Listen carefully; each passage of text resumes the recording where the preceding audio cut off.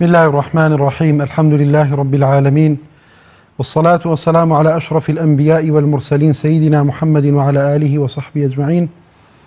اللهم ربنا آتنا في الدنيا حسنة وفي الآخرة حسنة وقنا عذاب النار. بسرانی بەڕێز و خۆشەویست بینەرانی بەڕێز، سڵاو و میهرەبانی خوای پەروەردگارتان لێبێت. داواکارین خوای پەروەردگار لە گوناه و تاوانەکانمان خۆش بێت.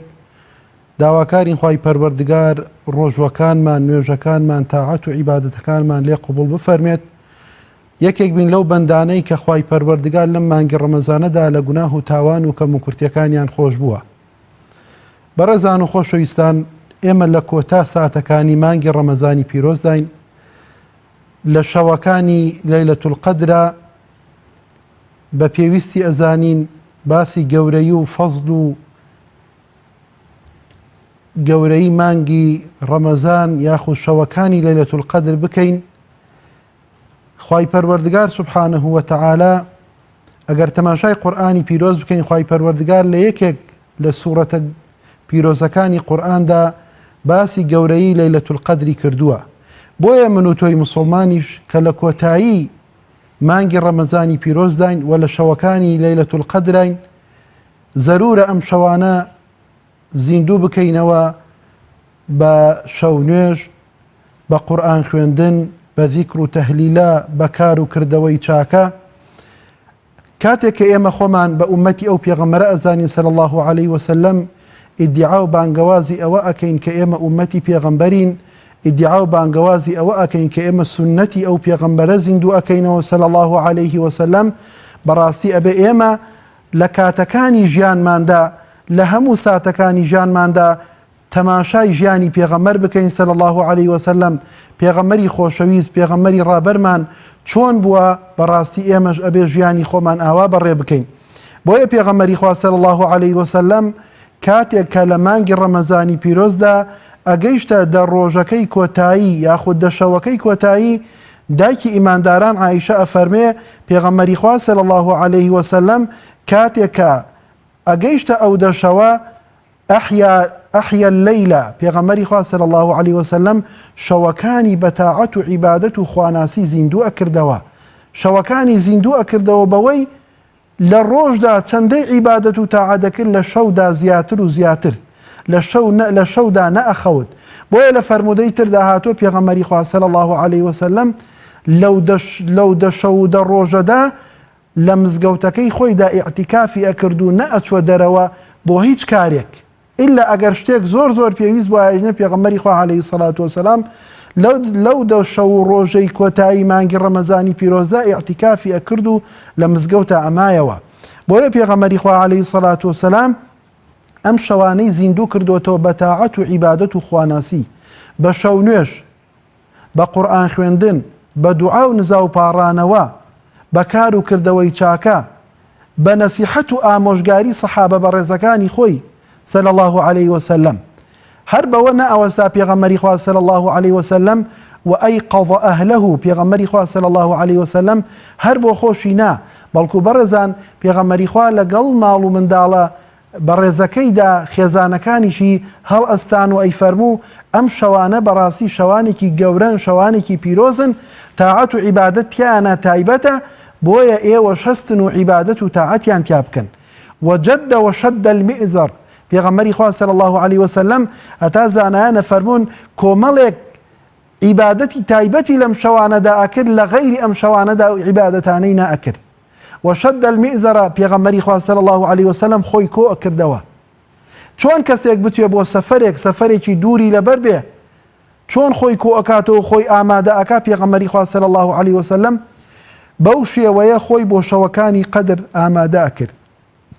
بۆیە ئەبێ من و تۆی مسلمانیش، من و تۆی ئومەتی ئەو پێغەمبەرە صلی الله علیه وسلم بەڕاستی خۆمان لەم شەوانەدا خۆمانی بۆ ئامادە بکەین و ماڵ و منداڵ و خێزانەکانمان هەستێنی لەم شەوانەدا عیبادەت و تاعەت و خواناسی بکەن، لەبەر ئەوەی ئەمە چەند کات و چەند ساتێکن لە قیسمان ئەچن، لە دەستمان دەرئەچن، بەڕاستی کاتێک کە ئەڕۆن بەڕاستی دوایی بۆیان پەشیمان ئەبینەوە. ئێستا ئێمە لە شەوانێکی پیرۆز داین، لەوانەیە پار ساڵ ئەم کاتە کەسانێکی تر لە ژیاندا مابن، بەڵام کاتێک ئەم ساڵ کە مانگی ڕەمەزانی پیرۆز هاتۆ تەمەنەکەیان ڕێگای پێ نایبن و گەڕابێتنەوە بۆ لای خوای پەروەردگار لە فەزل و گەورەی ئەم مانگە پیرۆزە بێبەش بوون لە فەزل و گەورەی شەوەکانی لەیلەتول قەدر بێبەش بوون بۆیە لە عیلمی خوای پەروەردگارایە خوا ئەزانێت چ کەسێک لە ئێمە ئەتوانین بگەینەوە تەمەن ڕێگامان پێ ئەدا بگەینەوە شەوەکانی ساڵێکی تری مانگی ڕەمەزان یاخودنا لە عیلمی خوای پەروەردگارایە کە من و تۆی مسلمان ئەتوانین ئەم شەوانە هەمویان تەواو بکەین یاخۆ دنیا بەجێ ئێڵین و ئەگەڕێینەوە خزمەت خوای پەروەردگار بۆیە ژیان بۆ مرۆڤ و بۆ مرۆڤی مسلمان هەر هەمووی فرسەتە بەڕاستی ئەبێ فرسەت بێنین لە ژیانی خۆماندا ژیانمان بە عیبادەت و تاعەت و خواناسی زیندوو بکەینەوە ژیانمان بەڕێ بکەین و بە تایبەت ئەم شەوانەی لەیلەتول قەدر ئێمە چاو لە پێغەمبەرەکەمان بکەین چاو لە پێشەواکەمان بکەین بەڕاستی ئەم شەوانە بە تاعەت و عیبادەت و خواناسی زیندوو بکەینەوە خوای پەروەردگار سبحانه وتعالى لە قورئانی پیرۆزدا دەفەرمێ إنا أنزلناه في ليلة القدر وما أدراك ما ليلة القدر ليلة القدر خير من 1000 شهر خوای پەروەردگارە فەرمێ ئێمە قورئانمان نازڵ کرد لە شەوی گەورەدا لە شەوی بەقەدردا لە شەوی مبارەکدا لە لەوح المەحفوظەوە بۆ ئاسمانی دنیا بە یەک جار ئەوجا لە ماوەی 23 ساڵی پێغەمبەرایەتی پێغەمبەر صلی الله عليه وسلم جوبریل سەلات و سەلامی خوای لێبێ بەش بەش قورئانی دابەزانۆ بۆ سەر پێغەمبەری خوا صلی الله عليه وسلم بۆیە پێغەمبەری خوا صلی الله عليه وسلم ئەم شەوانە بەڕاستی تایبەتی کردبوون بۆ عیبادەت و تاعەت و خواناسی مانگی ڕەمەزان مانگی دابەزینی قورئانە مانگی قورئانە و بە تایبەت شەوەکانی کۆتایی مانگی ڕەمەزان شهر رمضان الذي أنزل فيه القرآن مانگی ڕەمەزان ئەو مانگەیە کە خوای پەروەردگار قورئانی تیادا بەزانووە و خوای پەروەردگار سبحانه وتعالى ڕوئەکاتە پێغەمبەر صلی الله عليه وسلم فەرمێ وما أدراك ما ليلة القدر ئەی محەممەد عليه الصلاة والسلام تۆ نازانی شەوی گەورە چییە شەوی پیرۆز چییە بۆیە زانایان ڕەحمەتی خۆیان لێبێ یەکێک لە زانایانە فەرمێ خوای پەروەردگارە فەرمێ ئەی بەندەکەم إذا عبدتني 1000 شهر ولم تعرفني ئەفەرمێ ئەی بەندەکەم ئەگەر تۆ 1000 مانگ تاعەت و عیبادەت بۆ من بکەی بەڵام دڵ و دەروونت بیر و هۆشت لای تاعەت و عیبادەتەکەت نەبێ بەڕاستی ئەو عیبادەتە هیچ سوود و قانجازێک بە تۆ ناگەیەنێ بەڵام ئەفەرمێ ولو عرفتني ليلة قدر لساعة واحدة لكانت هذه المعرفة خير لك من كل عمر الذي أمضيته أفرمي أجر تولى شوي بيروز دا لشوي ليلة القدر دا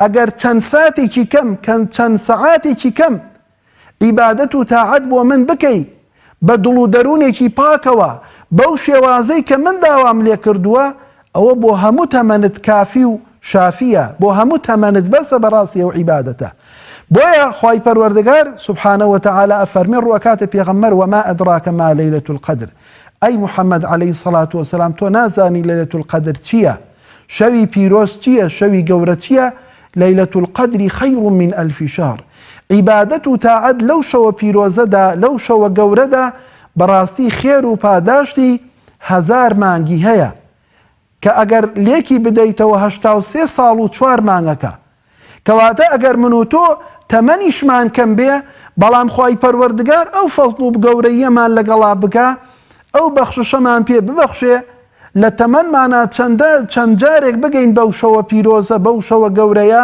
ئەو شەوە گەورە بە تاعەت و عیبادەت و خواناسی زیندوو بکەینەوە بەڕاستی بەسمانە بەڕاستی ئەتوانی بڵێین ڕەزامەندی خوامان بەدەستهێناوە لێخۆشبوونی خوای پەروەردگارمان بەدەستهێناوە بۆیە هەل لەم شەوە پیرۆزانەدایە بەڕاستی بەڕێزان و خۆشەویستان خوای پەروەردگار سبحانه وتعالى ئەفەرمێ تنزل الملائكة والروح فيها بإذن ربهم من كل أمر ملائكتەکانی خوای پەروەردگار دائەبەزنە سەر زەوی بە جوبرائیلی شەوە سەلات و سەلامی خوای لێبێ ئەو کەسانەی کە لە شەودا بەخەبەرن عیبادەت و تاعەتی خوای پەروەردگارەکەن گوێڕایەڵی خوای پەروەردگارەکەن قورئان ئەخوێنن ذیکر و تەهلیلە ئەکەن نوێژ ئەکەن دوعا و نزا و پاڕانەوە ئەکەن بیر ئەکەنەوە لە گەورەی خوای پەروەردگار چۆن ئەم زەویەی دروست کردووە، چۆن ئەم بوونەوەرەی دروست کردووە. ئەوە ئەم مەلائیکەتانە دڵنیایی ئەیەن بە ئەم کەسە. یەکەم داوای لێخۆشبوونیان بۆ ئەکەن، دووەم داوای ئەوەیان بۆ ئەکەن خوای پەروەردگار تاعات و عیبادەتەکانیان لێ قبوڵ بفەرمێ. سێیەم ئەم کەسانە دڵنیا ئەکەنەوە کە نە لە ژیانی دنیا نە لە ژیانی دواڕۆژدا تووشی ناڕەحەتی نابن. بۆیە پێغەمبەری گەورە و سەروەرمان صلی الله عليه وسلم فەرمێ من قام ليلة القدر إيمانا واحتسابا غفر له ما تقدم من ذنبه. ئەفەرمێ پێغەمبەری خوا صلی الله عليه وسلم هەر کەسێک شەوەکانی لەیلەت القدر زیندوو بکاتەوە بە عیبادەت و بە تاعەت و بە خواناسی، باوەڕی بەوەش هەبێ، ئیمانی وابێ کە خوای پەروەردگار لە قیامەتا پاداشتی ئەداتەوە، ئەو ئەجر و پاداشتەی بۆ ئەو ئیماندارانەی دیاری کردووە و داناوە. بەڵێ پەیوەندێکمان لەگەڵە. بەڵێ کاک بەڕێز لە کەرکووکەوە. هەموو کاتێکت برای بەڕێزم. مامۆستاگیان بێ زەحمەت پرسیارێکمان هەیە. بەڵێ. بێ زەحمەت پرسیارێکم هەیە. بەڵێ فەرموو. وڵی مامۆستا ئایا شەوەکانی قەدر کە داعشی ئایا بە چی شتێک ئەجر یان خێرتەکان زیاتر شتەکانی چۆنیە تێماگەی مەمنوتە بین؟ باشە بەسەر چاو جواب بدێ. مثل هەنی ماڵم ناوەکان هەیە کاتێک بۆ نەڕام بۆ مەزیان بێ ماڵم دووری نەڕام بەزیان بێ کاتێکەوە مولژ ترایان شتێ ئایا لە ماڵەوە شۆ بیکەم ئەجری خۆی هەیە؟ جواب بدەیمە برای بەڕێزم. باشە ئینشاءڵڵا.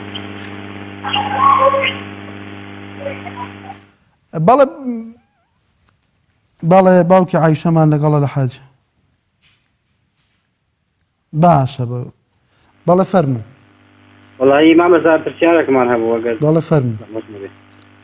والله هێندە خزمان هەن لە ئێرانی مامۆستا بە نسبەت زەکاتیەوە ئایا بڵین دەستکورتن لەوێت دەکرێت زەکاتیان بۆ بنێری لێرەوە؟ باشە هەرەوەی پرسیارەکەت.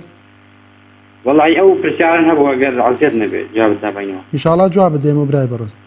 باشە دەست خۆش مامۆستا. باشە براکەم.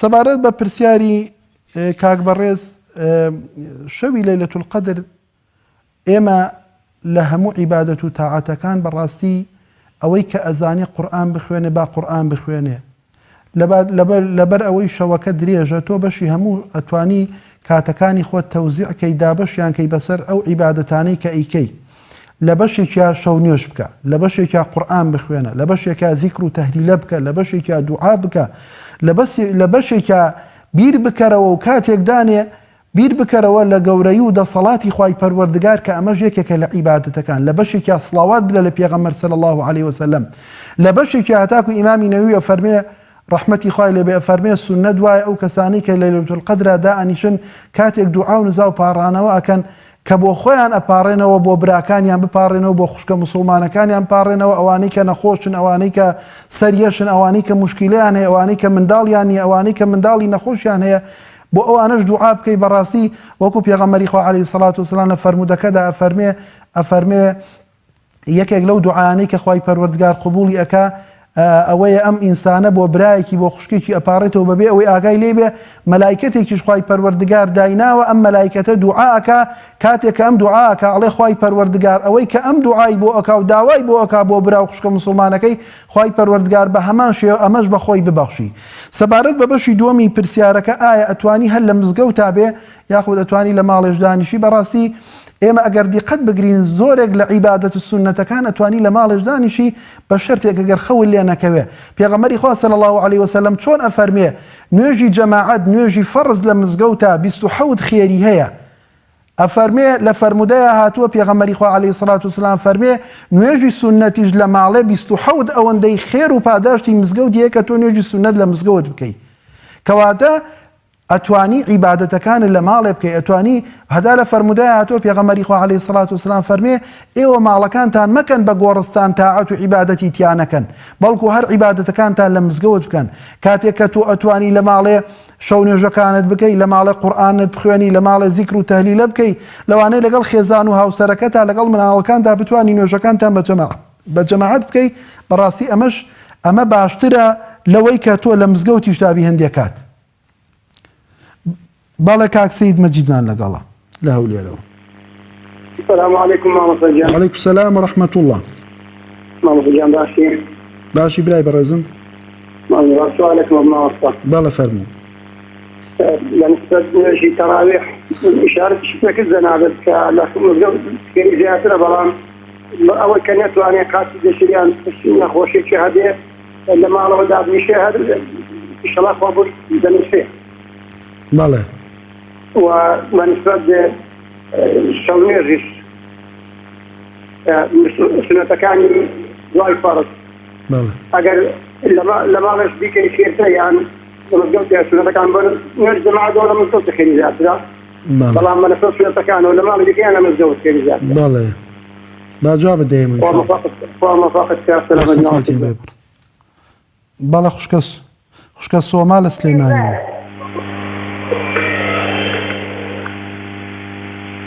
بەڵێ. دەستخۆشکەری بێکە مامۆستا گیان. سەلام عەلەیکم. عەلەیکم سەلام وەرەحمەتوڵڵاه. دەستخۆشکەری و بەرنامە بێکە مامۆستا گیان. خۆشدایەوەش باتەوە خوشکی بەڕێزم. مامۆستا گیان دووسێت پرسیارم هەیە لە ئەرێنیانی زۆرمان لێتەوە. بەڵێ فەرموو. مامۆستا گیان من لە خۆشیێکی درێژخایانە بێتە بۆ لێنەی گیرانەکانێکی گرتووە دکتۆر ئەڵێ نابێتەوە بە ڕۆژێ. بەڵێ. بەڵام من بۆ ڕۆژەکانی نوێی گرتووی ماوە ئێستا نازانم چی بکەم مامۆستا گیان. یعنی ئێستا لە خۆشیێکیشم هەر جارێک ماوەتەوە بەردەوامە. تۆ ئەتەوێ بە ڕۆژوو بی نەخۆشی درێژخایانێتەوە. نەخۆشی درێژخایان ئەوەی مامۆستا گیان گیرانەکان گرتووە هەموو ساڵێ دەم حەکاتیان لێگرم. بەڵێ. ئێستا مامۆستا گیان من نازانم چی بکەم بە ڕۆژوو بزم بە قسەی دکتۆر نەکەم وانە من جواب بدەیەمەوە ئەوە. ئەمەیەکەم پرسیارم مامۆستا گیان من نوێژ ئەەکەم لە نوێژەکە نازانم پێ بۆ دروست ئەڵێ تۆ سوژدە مەبە بۆ ئەو کەسە یعنی بەس خوای گەورەیە من زۆر کەوم بەدینی خۆمانەوە. بەڵێ مامۆستا گیان نازانم واز چیە لە نوێژکڵا. بەڵێ. کە سڵاواتی لە پێغەمبەرە مامۆستا گیان هەمشی لە نیوەیە لە بیر بەکێتەوە دیسانەوە ئەگەڕێمەوە لەمەوە من خەریکی بووم ئیدە دوای بیری بەکێتەوە خەریکی سڵاواتدانەکە بووم. مامۆستا گیان لە ماڵی شۆدا بنیشی خێری پێودەنی فرێ بۆت. بەڵێ جواب بدەیە.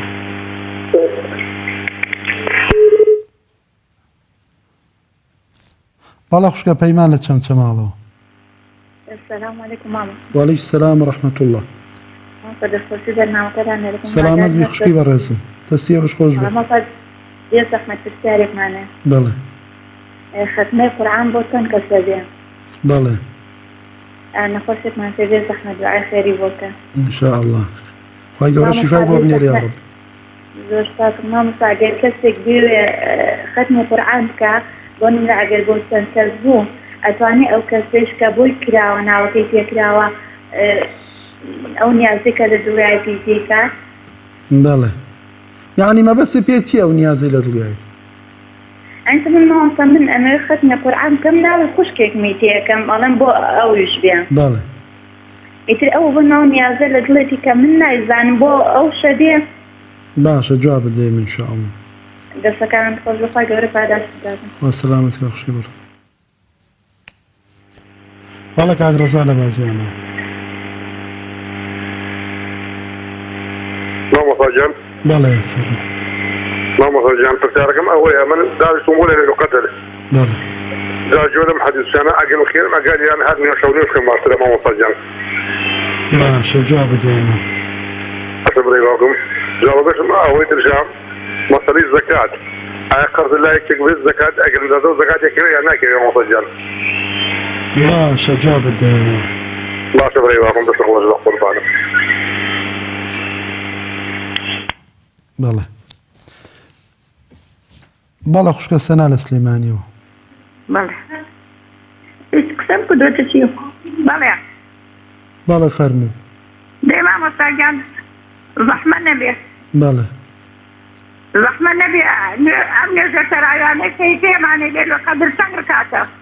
باشە نوێژی تەراویح. هەرەوەیە پرسیارەکەت؟ بەڵێ دەی. ئەنجاروانە شەو نوێژەکانی نوێژی نیوەڕۆ و عەسر و کەوت دوو سەر ڕکاتی لە دوو ئاسە لە پێشەوەکەی.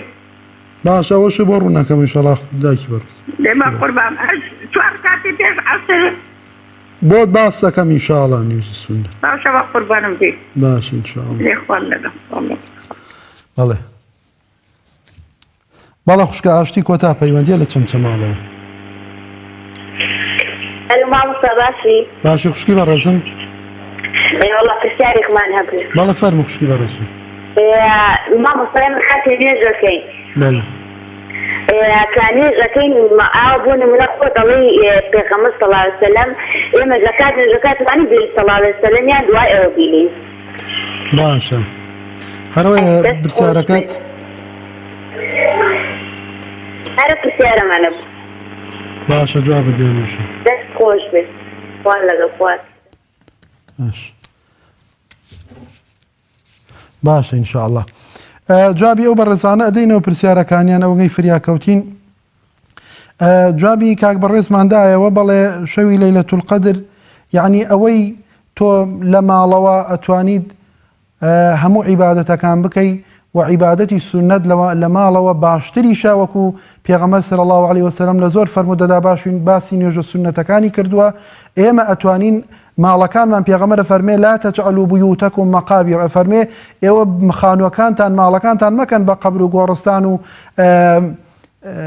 عیبادەت و تاعەتیان تیان نەکەن بەڵکو عیبادەت و تاعەت و خواناسی بکەن لە ماڵەکانتانە ئیلا بۆ نوێژی فەرز ئێمە ئەچین بۆ مزگەوت ئەجینە ئەتوانی باقی عیبادەتەکانی ترمان بەڕاستی لە ماڵەکانی خۆمانە بکەین ئەوانەی کە سنەتن و بەڕاستی یەک خێرمان ئەگا لەوانەیە زۆر کات خێر و پاداشتی مزگەوتمان زیاتر دەستکەوێت لە ماڵی خۆماندا بۆ لەبەر ئەوەی لەگەڵ خێزانەکانمانە لەگەڵ منداڵەکانمانە ئێمە ئەو نوێژ و عیبادەتە ئەکەین و ئەوان چاومان لێ ئەکەن باوکی عایشە پرسیاری گواستنەوەی زەکات ئایا زەکات لێرەوە بۆ ئێران بەڕاستی زانایان دوو ڕەئیان هەیە ئەوەی کە بەشێک لە زانایان ڕەحمەتی خۆیان لێبێ ئەفەرموون زەکات بە هیچ شێوەیە گواستنەوەی نییە هەتاکو تۆ لە شارەکەی خۆتە لە منتیقەکەی خۆتدا فەقیر و هەژار هەبێ نابێ بیگوازیتەوە بۆ شوێنێکی تر و هەندێکیش لە زانایان ئەتوانن ئەگەر ئەفەرمون ئەگەر ئەو کەسەی کە لە شوێنێکە و تۆ زەکاتەکەی بۆ ئەنێری ئەگەر زۆر پێویستی پێ بە یاخود کەسانێک نەیناسن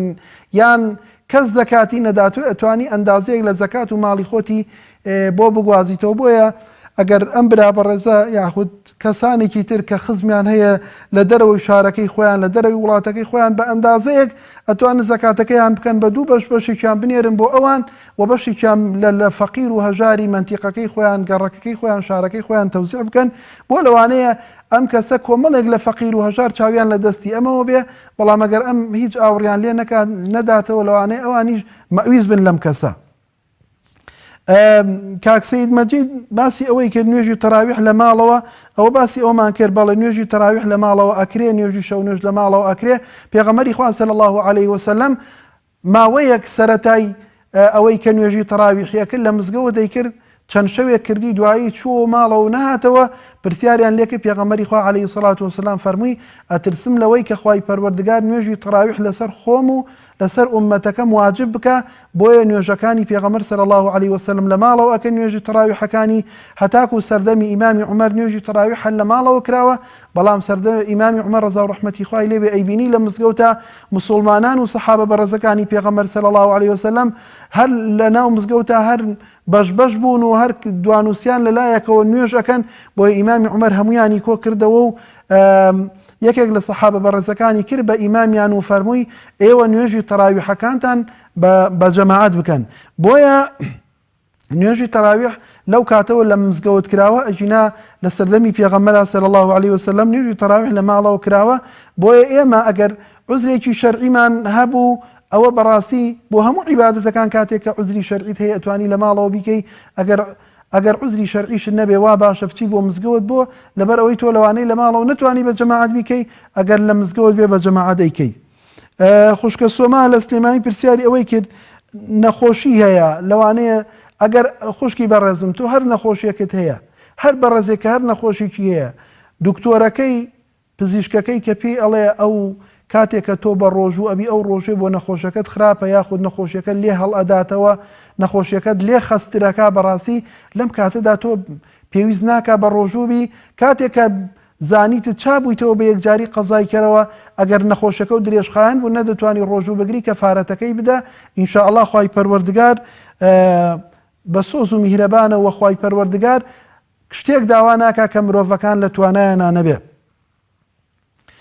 پرسیارێکی تری هەبوو ئەفەرمێ کاتێک ئەم خوشکە بە ڕێزە کوتی کاتێک کە سوژدە ئەبەم یعنی وەسوەسەیەکی بۆ دروست دەبێ ئەڵێ تۆ سوژدە مەبە بۆ خوا بەڕاستی ئەمە شەیطانەوە لێەکە بەردەوام دوعا و نزا و پاڕانەوە بکە کە خوای پەروەردگار لە وەسوەسەی شەیطان بە دوور بکاتەوە تۆ ئەبێ بەردەوام ئەوە لەبیر بێ ئەو خوایی سوبحانەوە وتەعالا بەو شێوە جوانە دروستی کردووی یعنی ئەبێ ئاوا بیرکەیتەوە کە خوای پەروەردگار زۆر لەوە شایستەترە کە من و تۆ سوژدەی بۆ بەرین و عیبادەتی بۆ بکەین بۆیە کاتێک کە ئەو وەسوەسەیە و بۆ دروست بوو ئەو گومانە و بۆ دروست بوو زیاتر سوورەتی قل أعوذ برب الناس بخوێنە بە ئومێدی ئەوەی خوای پەروەردگار ئەو وەسوەسەیە و لە دڵ و دەرونا لابە. ئایا لە ماڵەوە ئەتوانی دانیشی؟ بەڵێ ئەتوانی لە ماڵەوە دانیشی تۆ ئەو 1-2 سەعاتەی شەو کە خەڵک لە مزگەوت دانیشتون تۆ ئەتوانی ماڵەکەی خۆت بکەی بە مزگەوت و تاعەت و عیبادەت و خواناسی تیا بکەی. بەڕاستی ئێستاش کە ئەم نەخۆشی کۆرۆنایە هەیە ئینسان ئەگەر بۆی بکرێ ئەگەر ترسی هەبێ بەڕاستی لە ماڵەکەی خۆیدا ئەتوانێت تاعەت و عیبادەت بکە ئەتوانێت شەو نوێژ بکە ئەتوانێت دوعا و نزا و پاڕانەوە بکە هەر وەکو مزگەوت و بەڕاستی لەوانەیە تۆ خێر و پاداشتی زۆرتر بێ بۆ لەوانەیە کەس نەوبینێ یاخود لە ڕیا و بەرچاوێنی دووربی بۆیە ئەتوانی لە ماڵەکانی خۆمان بکەین بە مزگەوت و ماڵەکانی خۆمان لەم شەوانەدا بەڕاستی نوێژ و تاعەت و عیبادەتی خۆیان تیا بکەین. خوشکە پەیمان باسی ئەوەی کرد ختمی قورئان. ختمی قورئان ئەو کەسەی کە ختمی قورئان دەکات لە دڵ و دەرونیا ئەتوانێت وەکو بەشێک لە زانایان ڕەحمەتی خۆیان لێبێ ئەفەرمون ئەم ختم ئەگەر دایک و باوکت بێ دایک و باوکت لە هەموو کار و کردەوە چاکەکانی تۆیان شەریکن و ئەتوانی هەدیەشی بکەی خێری ئەم ختمە قورئانە بۆ دایکت بۆ باوکت بۆ کەسێک کە ئەتوانی زانیوتە و لە ژیان تا حەقێکی بەسەرتەوەی ئەتوانی خێرەکەی بۆ هەدیە بکەیت و بە ئومێدی ئەوەی خێری ئەو ختمە قورئانە پیانەکە ئینشاءالله و لێی سودمەند ئەبن لە قیامەتدا. کاک ڕەزا باسی دانیشتن بۆ لەیلەتول القەدر ئێوە باسمان کرد بە ڕێزان و خۆشەویستان ئەوەی کە عوزری شەرعی هەیە ئەتوانێت لە ماڵەکەی خۆی دانیشێ ئەوەی کە عوزری شەرعی نییە ئەتوانێت بچێتە مزگەوت و لە مزگەوتەکەی نێزی خۆیدا بەڕاستی ئەم شەوانە بە عیبادەت و تاعەت ئاوەدان بکاتەوە. ئەگەر عوزری شەرعیشت نییە و بەهۆی هەر حەزەکەی لە ماڵەکەی خۆتا لەگەڵ منداڵەکان تا دانیشی هیچ کێشەیەکی تیانە ئەو عیبادەت و تاعەتانەی کە لە مزگەوت دەکرێت توانی تۆ لە ماڵەکەی خۆشە بیکەی. سەبارەت بەوەی ئایا قەرزدار ئەگەر تۆ ئەڵێ لەوانەیە ئەم پارەی لای کەسێک بێ و ئەگەر ئەم کەسە یەقینت هەیە پارەکەت ئەداتەوە ئەتوانی زەکاتی بدەیت. بەشێک لە زانایانە فەرموو ئەم کەسەی کە پارەی لای خەڵک قەرزاریەتی ئەتوانێت زەکاتەکەی ڕاگرێ هەتاکو ئەو کاتێک کە قەرزەکەی ئەدەنەوە. ئەگەر قەرزەکەیاندایەوە چەند ساڵ بوو ئەتوانێت زەکاتی ئەوەندەی لێ دەرکە. ئەگەر هەر بێئومێدیش بوو لەوەی دەستیان پێکرد و زەکاتەکەی قەرزەکەی وەرناگرتەوە پێویست ناکە زەکاتی ئەو پارەیە بدەیت. خوشکێکی بەڕێز پرسیاری نوێژی تەراویحی کرد. نوێژی تەراویح طبعا 11 ڕکعاتە لە بەشێک لە لای زانایان هەتاکو لە مەسەبی ئیمام مالیکە ڕەحمەتی خوای لێبێ هەتاکو 36 ڕکعات دەڕوا. بۆیە کەسانێک کە لە دوای نوێژی عیشا ئەچن بۆ مزگەوت و نوێژی عیشا بە جەماعەت دەکەن و تەراویحەکانیانەکەن یاخود بە تەراویح و ویترەکانیانەوەکەن کاتێک لە شەوەکانی لەیلەتول قەدردا ئەنیشن ئەتوانن نوێژەکانیان بکەن. بەڵام کاتێک لە مزگەوت لەگەڵ ئیمامدا نوێژە ویترەکانیان کردووە دوایی 1 ڕکعاتە ویترەکانیان دووبارە ناکەنەوە بۆ لەبەرەوەی پێغەمبەر صلی الله عليه وسلم فەرموویەتی لا ویترانی فی لەیلا فەرموویەتی لە شەوێکدا 2 نوێژی ویتر ناکرێ. بۆیە هەر کەسێک لە مزگەوت لەگەڵ ئیمامدا نوێژی تەراویحەکە ئەوە ئەتوانێت شەوێکە بۆ لەیلەتول قەدر دانیشت ئەتوانێت چەند ڕکعاتی بوێ بیکە بە ناوی شەو نوێژەوە و ئەگەر ویترەکەی نەکرد بوو لە کۆتاییدا 3 ڕکعات ویترەکە 5 ڕکعات ویترەکە 7 ڕکعات ویترەکە ئەتوانێت بیکە و ئەگەر لەگەڵ نوێژی عیشادا ویترەکانی کردبوو ئەم کاتە ویترەکەی 1 ڕکعاتەکەی دووبارە ناکاتەوە ئەتوانێت بەشێک لەو نوێژانەی کە ئیکا بە ناوی نوێژی ویتری شەو نوێژەوە بیکا و هیچ کێشەیەکی تیان نییە. سەبارەت بەوەی سونەتەکان ئەو سونەتە ڕەواتیبانەی کە پێغەمبەری خوا صلی الله عليه وسلم فەرموودەیەکمانەیە فەرمێ هەر کەسێک لە شەو ڕۆژێکدا 12 ڕکعات نوێژ بکە خوای پەروەردگار لە گوناهەکانی خۆشەوی مەسی پێ چییە پێ نوێژی سونەتە ئەویش ئەم نوێژە سونەتانە 2 ڕکعات پێش نوێژی بەیانیە پێغەمبەر صلی الله عليه وسلم فەرمی ئەو 2 ڕکعات نوێژە سونەتی ڕەواتبی پێش نوێژی بەیانی خەیر من الدنيا وما فيها باشترە لە دنیا و لەوەی لە هەموو دنیای بۆم کەسێک کە ئەنجامی ئەدا کەواتە با هەوڵ بدە ئەم سونەتە زیندوو بکەینەوە 2 ڕکعات سونەتی پێش نوێژی بەیانی بکەین بە ناوی سونەتی ڕەواتب 4 ڕکعات پێش نوێژی نیوەڕۆ 4 ڕکعات دوای نوێژی نیوەڕۆ 2 ڕکعات دوای نوێژی مەغریب 2 ڕکعات دوای نوێژی ئیشا و پێش نوێژی عەسریش 4 ڕکعاتی هەیە فەرمودەمان هەیە کە 2 سەحابەی گەورەی گێڕاویانەتەوە و زانایان ڕەحمەتی خۆیان لێ بێ فەرموون صەحیحە پێغەمبەری خوا عەلەیهی سەڵات وسەلام فەرمی ڕەحمەت و سۆز و میهرەبانی خوای پەروەردگار لەو کەسە بێ کە 4 ڕکعات نوێژی سونەت دەکا پێش نوێژی عەسر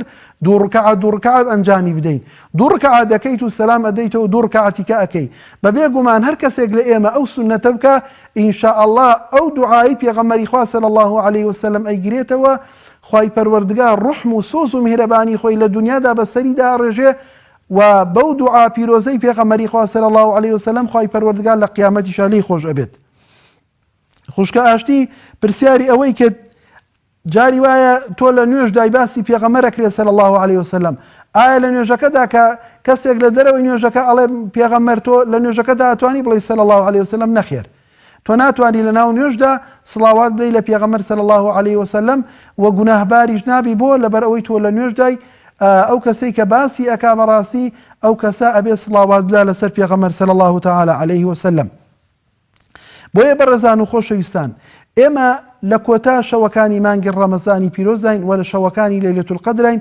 هەوڵ بدەین بەڕاستی ئەم شەوانە بە دوعا و نزا و پاڕانەوە زیندوو بکەینەوە بە شەو نوێژ زیندویان بکەینەوە بە کار و کردەوەی چاکە زیندویان بکەینەوە بە فەرمانکردن بە چاکە بە ڕێگرتن لە خراپە بەڕاستی زیندویان بکەینەوە دایکمان عایشە ڕەزا و ڕەحمەتی خوای لێ بێ فەرمووی ئەی پێغەمبەری خوا صلی الله عليه وسلم ئەوە ئێمە لە شەوە پیرۆزەکانی مانگی ڕەمەزاندا شەوەکانی لەیلەتول القەدرا دائەنیشین ئایا چ دوعایەک بکەین چ نزا و پاڕانەوەیەک بکەین پێغەمبەری خوا صلی الله عليه وسلم فەرمووی بڵێن اللهم إنك عفو تحب العفو فاعف عنا ئەی خوای پەروەردگار تۆ لێ خۆش بووی و لێ خۆشبوونت پێ خۆشە خوای پەروەردگار لێم خۆش بە کەواتە بەڕێزان و خۆشەویستان پێغەمبەری خوا صلی الله عليه وسلم لەم فەرمودە پیرۆزەدا ئەوە بیری من و تۆی ئومەتی یەنێتەوە بەڕاستی کە ئێمە لەم شەوانەدا بەڕاستی زۆرێک لە دوعاکانمان داوای لێ خۆشبوون بکەین لە خوای پەروەردگار خوای پەروەردگار لە گوناهەکانمان خۆش بێ بۆ هەر کەسێک کە خوای پەروەردگار لە گوناهەکانی خۆش بوو لێی خۆش بوو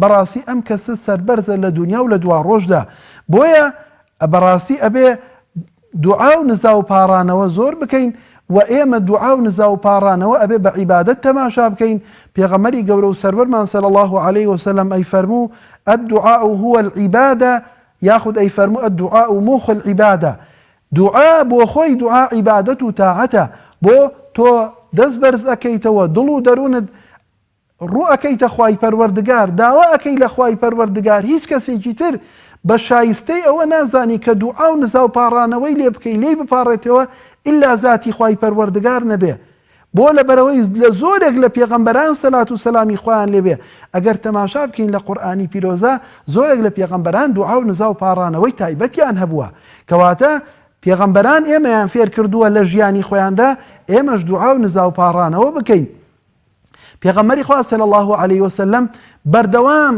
ڕۆژانە ئەم دوعایی ئەکرێ فەرموو اللهم ربنا آتنا في الدنيا حسنة وفي الآخرة حسنة وقنا عذاب النار خوای پەروەردگار لە دنیادا چاکە و باشەمان پێ ببەخشە و لە قیامەتیشا چاکە و باشەمان پێ ببەخشە ژیانمان بۆ خۆشکە ئیمانمان پێ ببەخشە ڕەزامەندی خۆتمان پێ ببەخشە بۆیە من و تۆی مسڵمانی بەڕاستی با ئەم دوعا و نزا و پاڕانەوانەوەکەین با بزانین پێغەمبەران چۆن پاڕاونەتەوە من و تۆش ئاوا بپاڕینەوە بزانین پێغەمبەری خوا صلی الله عليه وسلم بەشێک لە سونەتەکانی بەشێک ئەگەر تەماشا بکەی لە نوێژدا کۆمەڵێک دوعا و نزا و پاڕانەوەی فێری سەحابەکانە کرد ئەبێ من و تۆش هەوڵ بدەین بەڕاستی ئەو دوعا و نزا و پاڕانەوانە زیندوو بکەینەوە بۆیە بەڕێزان و خۆشەویستان ئەبێ ئێمە لەم دەشەوانەدا بەڕاستی ئەوانەمان کە خوای پەروەردگار ماڵ و سامانی پێبەخشیوین بەڕاستی لەم شەوانەدا بتوانین خێر و سەدەقە بکەین ئەمەش هەر کار و کردەوەی چاکەیە ئەوەی کە زەکاتی ئەتوانێت لەم دە شەوانەی کۆتایی مانگی ڕەمەزانە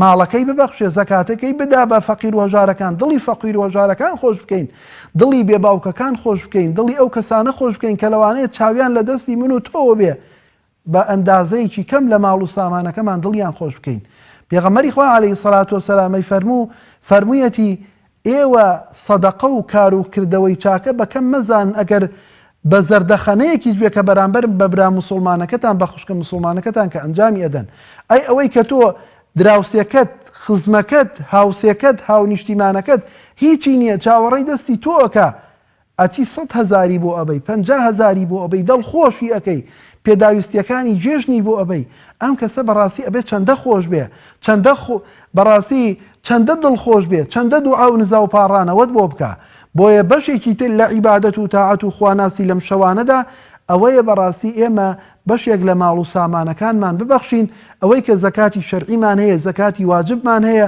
هەوڵ بدەین لە مانگی ڕەمەزانە بیبەخشین بۆ کاتێک کە ئێمە ئەم زەکاتە ئەبەخشین ئەگەر بەم خێر و پاداشتەی شەوەکانی لەیلەتول قەدر بگەین لە شەوی لەیلەتول قەدرا بێ بەبێ گومان خوای پەروەردگار بە چەندەها قات پاداشمان ئەداتەوە لە غەیری شەوەکانی لە غەیری شەوی لەیلەتول قەدرا بەڕاستی بۆیە پێغەمبەری خوا صلی الله عليه وسلم لە فەرمودەیەکە ئەیفەرموو إن الشهر قد حضركم وفيه ليلة خير من 1000 شهر من حرمها فقد حرم الخير كله ئەیفەرموو بەڕاستی مانگی ڕەمەزان ئەوە هات بەڕاستی شەوێکی تایە خێر و چاکە لە 1000 مانگ چاترە ئەگەر کەسێک خوای پەروەردگار یارمەتی بدە بەڵام ئەگەر کەسێک خۆی بێبەشکا لە خێر و پاداشتی ئەو شەوە بەڕاستی بۆ خۆی مەحروم کردو بۆ خۆی بێبەش کردو لەو خێر و چاکەیە بۆیە بەڕێزان و خۆشەویستان ئێمە لەم شەو پیرۆزانە داین هەوڵ بدەین خوای پەروەردگار یارمەتیمان بدا کە بە تاعەت و عیبادەت و خواناسی شەوەکانمان